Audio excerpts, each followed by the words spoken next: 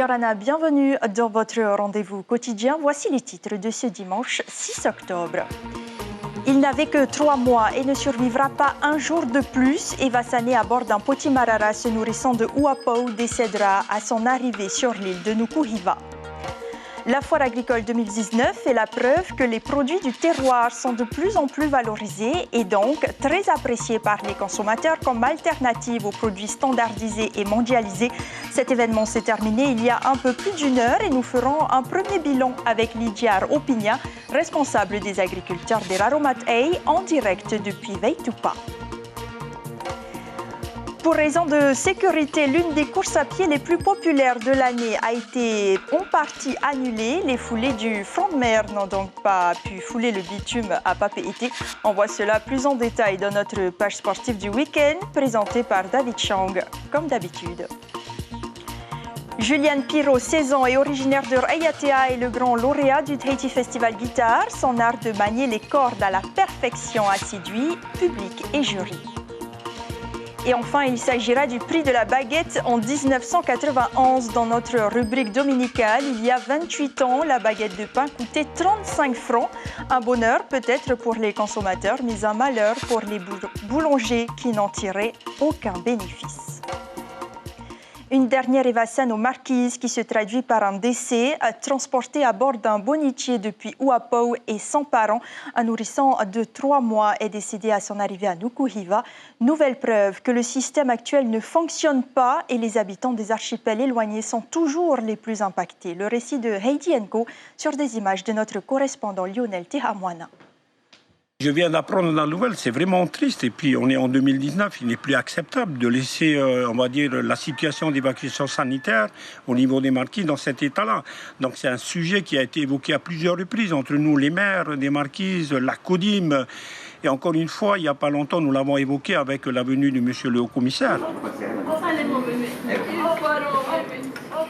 À Uapau, on avait bon espoir ce matin quand un nourrisson de 3 mois a dû être évacué en urgence en raison d'une infection pulmonaire qui s'est aggravée dans la nuit. On n'a pas d'hélicoptère chez nous, voilà. Le dauphin qui s'est déplacé pour les 3 randonneurs de nuit. Pourquoi pour un nourrisson de 3 mois, on ne pouvait pas appeler cet hélicoptère? On a un gain de temps avec le speedboat qu'avec le bonitier.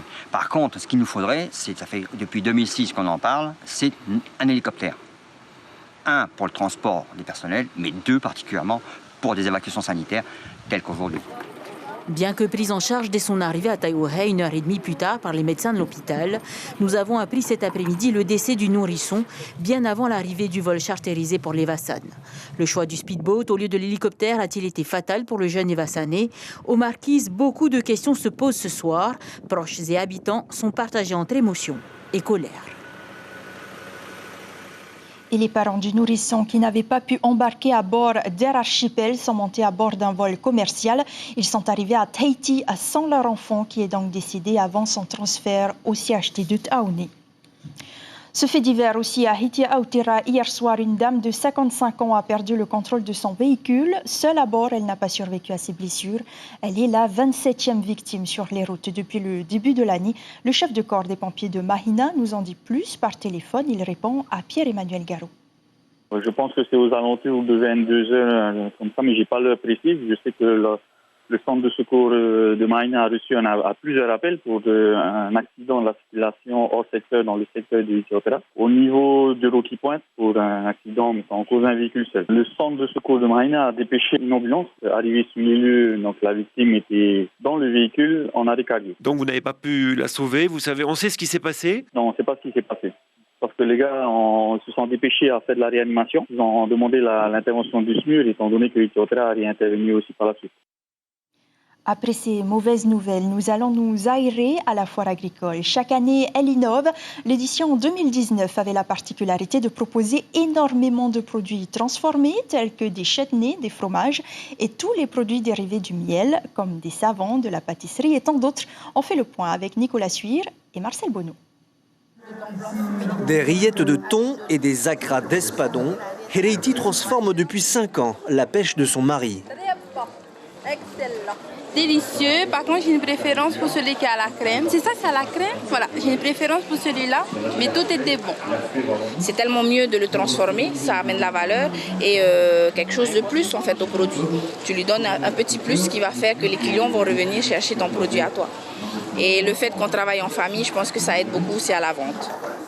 Le stand d'en face a reçu la médaille d'or 2019 de la CCISM et grâce à ses chips de ourou. Il a fallu 2 ans pour lancer le produit, mais le résultat ne laisse personne indifférent.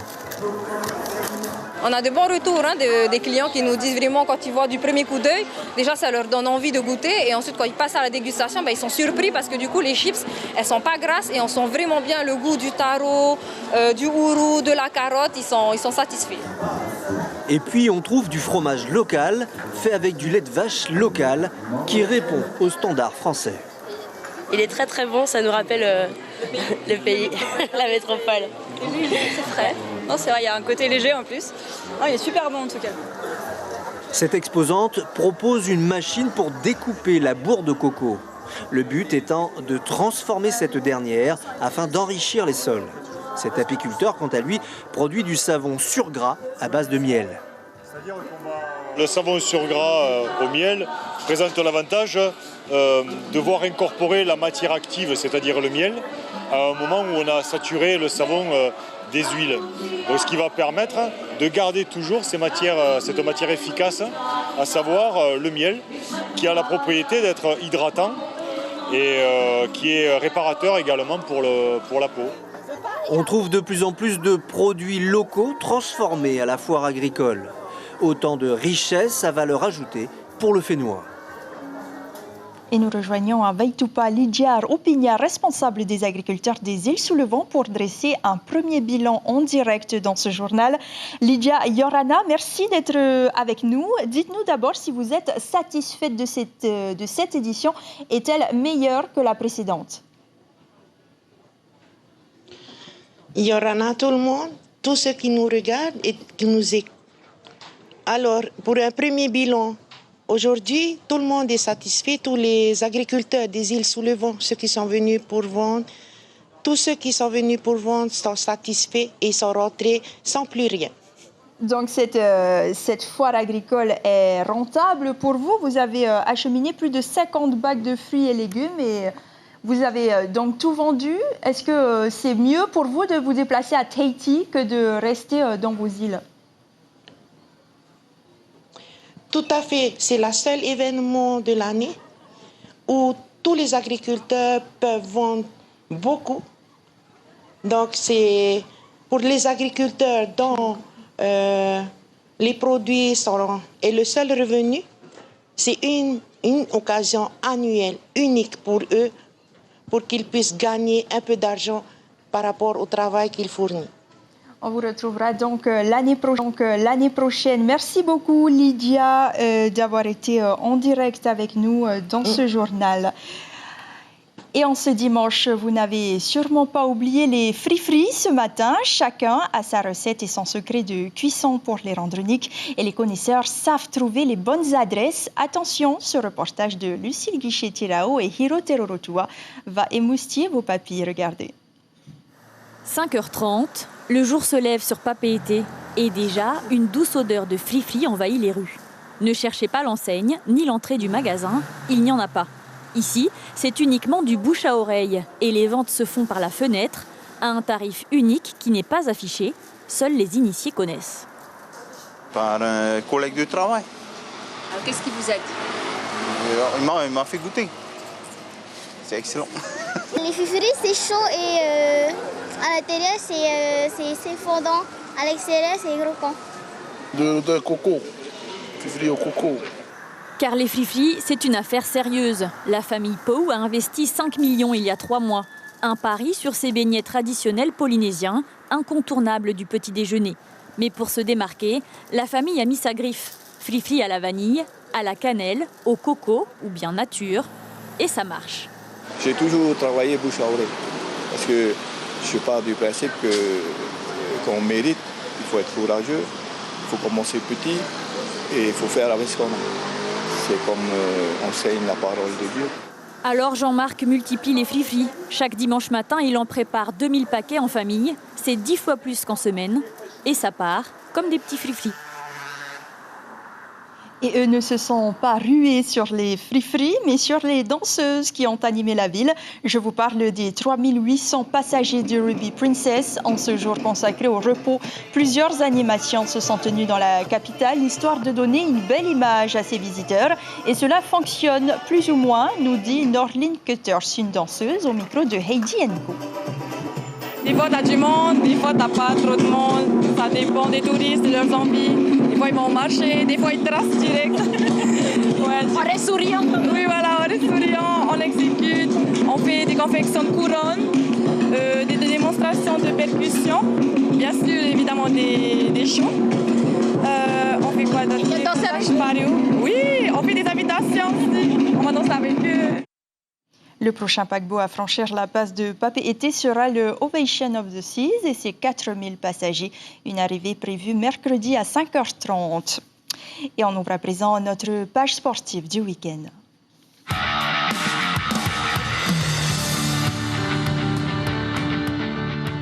Et on part à Hivaoa maintenant pour le challenge de volleyball des Marquis Sud. 7 équipes se sont disputées à la Coupe de Hivaoa. 4 équipes féminines, dont 2 de Fatu Hiva et 2 de Hivaoa. Et 3 équipes masculines. Chez les dames, l'AS Tiu a dominé l'AS Mahitoa sur le score de 3-7-1. Et chez les hommes, l'AS Nike a eu plus de mal contre l'AS Makatahi. Mais il l'emporte tout de même au tie-break 3-7 à 2. Et au nord se tenait un championnat de futsal. Le championnat de futsal, je ne pense pas qu'on ait les images en... D'accord. Eh bien, on va passer aux foulées du front de mer. Donc, on revient à Papeete. L'une des courses les plus populaires de l'année a été annulée aux grandes dames des coureurs. Tout à fait. Les foulées du front de mer ne se sont pas déroulées comme prévu. Les courses reines des 15 et 5 km ont été annulées hier soir. Une déception pour l'association Courir en Polynésie qui a organisé l'événement Hiroterorotua. Finalement, c'est seulement la piste du stade Willy Bombridge que les coureurs ont foulé samedi après-midi. Je trouve que j'ai assez couru. À la fin, j'ai dépassé du monde. Mais je suis arrivée 4e. Je trouve que c'est bien. J'aurais pu faire mieux, mais ça allait.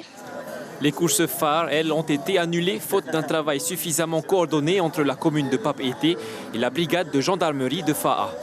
Il nous disait que d'une part, nos triflash étaient des triflash de chantier, donc normalement c'est pas cela qu'il faut mettre. Bon, je veux bien, mais enfin on signalait quand même qu'il y avait quelque chose sur la RDO. Nous avions l'accord de la commune de Papeete et celle de Fa'a. C'était avant qu'il fallait nous le dire à ce moment-là. C'est pas le jour même qu'il fallait dire non, il n'y aura pas de course. Les organisateurs ont l'habitude de reverser les bénéfices de la course à des associations. Alors si la course est annulée, les coureurs ne seront pas les seuls à en pâtir. Les associations ne recevront rien. C'est ça le gros problème. Les associations n'auront pas un franc cette année. Dans ces cas-là, que chacun y mette un peu du sien et puis un peu de tolérance et puis voilà. Pénaliser comme ça des enfants, je trouve que c'est moche. La CEP prévoit d'organiser à nouveau la course avant la fin de l'année. Si une fois de plus les autorités ne le permettent pas, les coureurs inscrits seront remboursés. Dans une autre discipline, par contre, les meilleurs culturistes de la zone Pacifique ont pu s'exprimer sur scène. Il s'agit bien sûr de la compétition océanienne d'IFBB du Pacifique Sud. Tout à fait. Et en tout, il y avait une trentaine de participants, des Tongiens, des Australiens. Ils s'affrontaient en bodybuilding, men's physique, body fitness ou encore classique physique. Dans la catégorie Wellness Open Dame, c'est Poppy de Samoa qui l'emporte. Et en men's classique physique, Teiva Tetawira prend la première place. On le voit ici. On l'écoute, il parle de sa longue préparation au micro de Thierry Stampfler. À raison de 2 heures à 3 heures par jour environ, ça dépend vraiment de l'état dans lequel je suis. Je suis de la fonte comme on dit. Et surtout l'alimentation. On est réduit à manger, à peser nos féculents et tout ce qui est protéines. Donc, à un moment donné, ça devient très fatigant de manger à chaque fois la même chose. Et voilà, Yata, c'est tout pour le sport cette semaine, samedi et dimanche prochain. Je vous retrouve avec du VA à Hawaï pour la Molokai Hoe et aussi les championnats de force athlétique. Merci David, on se retrouve donc week-end prochain.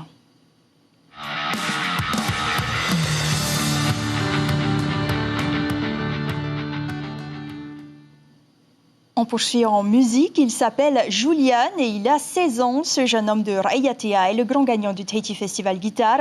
Face à lui, 7 autres guitaristes en herbe avaient 2 occasions de convaincre sur scène après avoir été soumis au vote du public. Mais en vain, un retour sur cette soirée avec Thierry Stamfler et Sandro Lee.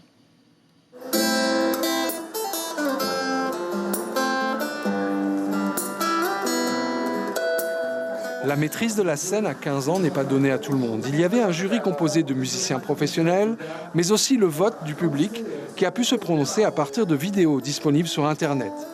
Gagner ou être dans le palmarès final est évidemment bon pour la confiance en soi, mais pas forcément décisif à en croire ceux qui sont déjà passés par là.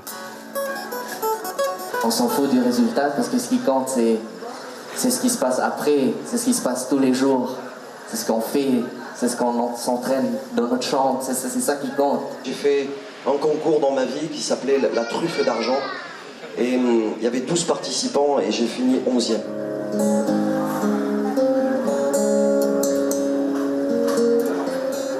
Le vainqueur de cette édition a 16 ans, vit à Raiatea et développé son propre style. J'aime bien jouer le picking, tout ce qui est harmonique et... C'est un peu plus difficile que jouer normalement, alors voilà. Et il faut toujours que je m'améliore dessus parce que je suis pas très fort quand même. Voilà. Et tu travailles beaucoup ? Oui, tous les jours. Dès que j'ai du temps libre, je prends la guitare et je joue. Et tu joues toujours seul ou tu joues parfois en groupe ou... Toujours seul parce que c'est dur de trouver des musiciens, enfin à Raiatea surtout. Julian pourra profiter de ce voyage offert à Los Angeles pour aller visiter quelques magasins de guitare, voire 1 ou 2 studios d'enregistrement. Même si ses parents l'ont prévenu, ce sera le bac d'abord. Pour la musique, on verra après. Et puis ce moment de rire que vous avez pu apprécier hier soir, Polynésie la première vous proposait en effet la rentrée des gags présentée par Papa Chota, Edouard Malakai, les Pukan Prada, Tachi et Toto. Les meilleurs humoristes du moment se sont réunis pour une soirée hilarante. Voici un extrait. C'est vraiment cause parce que là ça me va pas. Mélissa. Mais comment ça te va pas? Ben, déjà que quand je suis né, ma maman elle m'a appelé Mélissa.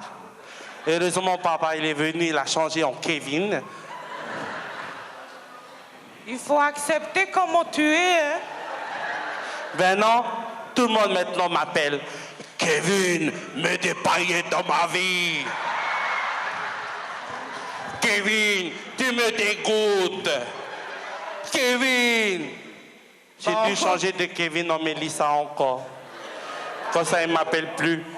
Il faut dire qu'en Kevin, t'es pas très beau. Et pour ceux qui l'ont raté, ce spectacle sera diffusé en télé mardi à 19h25. C'est cadeau.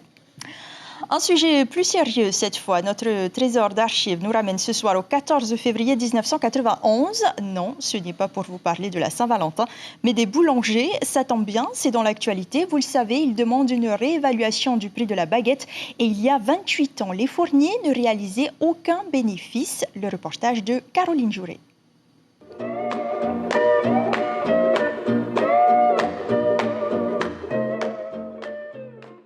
Avant toutes ces augmentations, on gagnait entre 3 et 4 francs sur une baguette. Maintenant, on ne gagne plus rien du tout. Lorsque vous achetez une baguette de pain à 35 francs, votre boulanger ne fait aucun bénéfice. Le pain vous est vendu à prix coûtant. Le prix de vente de la baguette n'a pas bougé depuis longtemps. La dernière augmentation date du 1er avril 1989. Le prix de la farine avait été fixé à 39 francs le kilo. Or, aujourd'hui, ce même kilo vaut 46 francs 50. D'une manière générale, tout a augmenté. Les salaires, les cotisations et le fuel, l'énergie, voilà. Toutes les matières premières ont augmenté. On peut plus, déjà qu'on ne gagnait pas grand-chose sur une baguette, maintenant on ne gagne plus rien du tout. Les boulangers ont donc quelques difficultés à vivre et c'est en majorité sur la viennoiserie, croissants et autres douceurs qu'ils rattrapent leur manque à gagner. Mais un autre grand problème se pose aux boulangers, celui de la qualité de la farine importée sur le territoire. Une farine trop souvent inutilisable. Des fois, on peut s'amuser à écrire sur un tableau noir, quoi. Tellement dur que je sais pas. Ces sacs de farine là, sont vicieux. Soit on ne peut pas utiliser ça, c'est pour le cochon. Comment est-ce que vous remédiez à ce problème? On ne peut pas y remédier. Vous avez vu la qualité des baguettes, c'est vraiment pas joli. Hein. Alors on est obligé d'ajouter beaucoup d'améliorants et puis en fait ça sert à rien du tout. Qu'est-ce que vous appelez des améliorants? De l'acide ascorbique, du gluten, un tas de trucs dans ce genre. Les problèmes se multiplient et la situation est devenue quasiment insupportable. Si le cri d'alarme des boulangers n'est pas entendu, si le réajustement des prix de la baguette n'intervient pas, écoutez ce qui pourrait bien arriver. Mais il se fera parce que sinon il n'y a plus personne qui fait du pain. Non seulement on ne fait plus de pain, mais on n'a même plus de quoi acheter de la marchandise, on ne peut même plus payer le matériel. Un manque à gagner accru par le nombre de pains invendus, car il est relativement malaisé de prévoir la quantité de pain à fabriquer. Voilà, ce sont les informations préparées pour vous ce soir. Nous retiendrons celle-ci. Il n'avait que 3 mois et ne survivra pas un jour de plus. Eva Sané à bord d'un Potimarara, un nourrisson de Uapau, décédera à son arrivée sur l'île de Nukuhiva. Nouvelle preuve que le système actuel ne fonctionne pas et les habitants des archipels éloignés sont toujours les plus impactés.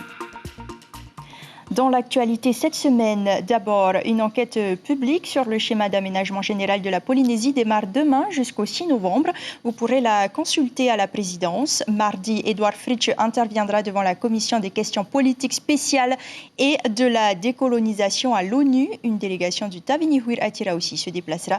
Et enfin, à Nouméa s'ouvre la foire du Pacifique où la Polynésie est invitée d'honneur. Et puis demain, Anne Perrault Haïti sera l'invité café de la matinale. La présidente de l'association Amazon viendra nous parler de son combat pour aider les femmes atteintes de cancer. Un coup d'œil sur les unes de la presse écrite. La dépêche titre « Mata Tohora tire la sonnette d'alarme ». Tahiti Info revient sur le malaise aux affaires sociales. Merci de rester fidèle à votre chaîne publique. Demain, Chiquita Teiva Darouzès reprend les commandes de votre journal télé. Ibrahim Ahmedazi et Carlos Natua de vos journaux radio dès 5h demain matin. On se quitte sur ces images de bodybuilder. Portez-vous bien, très belle semaine. Je vous retrouve vendredi avec plaisir.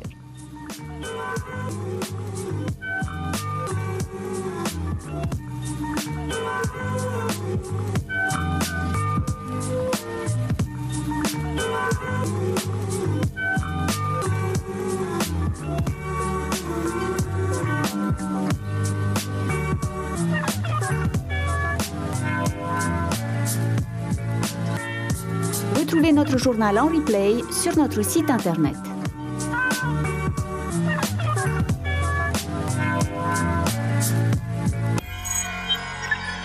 Retrouvez ce programme en replay sur notre site internet.